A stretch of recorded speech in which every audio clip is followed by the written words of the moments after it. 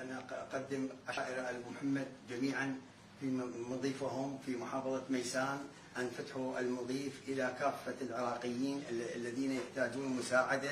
والحقيقة احنا نشكر بعض اخواننا من عشائر أبو محمد. واليوم الاخ ابو حوراء الحقيقة في محافظة ميسان كان اول انسان مبادر في هذه، وهذا اسم من اسماء المعروفة في محافظة ميسان، ونمتاز به احنا قبيلة أبو محمد بولدنا الاخ ابو حوراء المحمداوي. فتح جميع المخازن مالته في محافظة ميسان لخدمة اهل ميسان.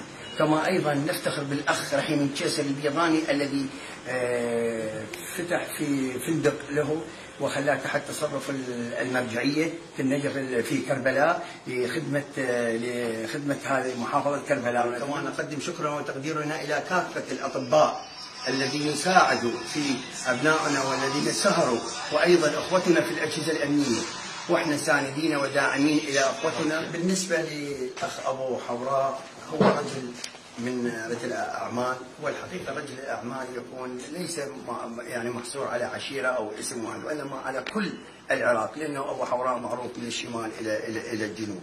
الشيخ ابو محمد عام انا اشكره، وهاي الشهاده اعتز بها امانه الله. ان الشيخ اليوم يقول ابو حوراء لابو محمد انا الميسان كلها وميسان الحبيبه وتبقى ميسان الحبيبه، وان شاء الله اخدمها بكل ما املك، وان شاء الله اسعدها، واسال الله ورسوله وان يخليني اخدم محافظتي الغاليه، وعلى راسها الشيخ وجهاء العشائر، كل عشائرنا على راسي، اعتز بهم، هذول شيوخنا ونعتز بهم وعلمائنا، وهذا يعني توفيق من الله ان الشيخ يشهد لي ويقول هذا محمداوي وان عايد، هاي اعتز بها امانه الله. الله موفق ان شاء الله. الله يوفق شيخنا الغالي. الله يعزك شيخنا. الله يوفق.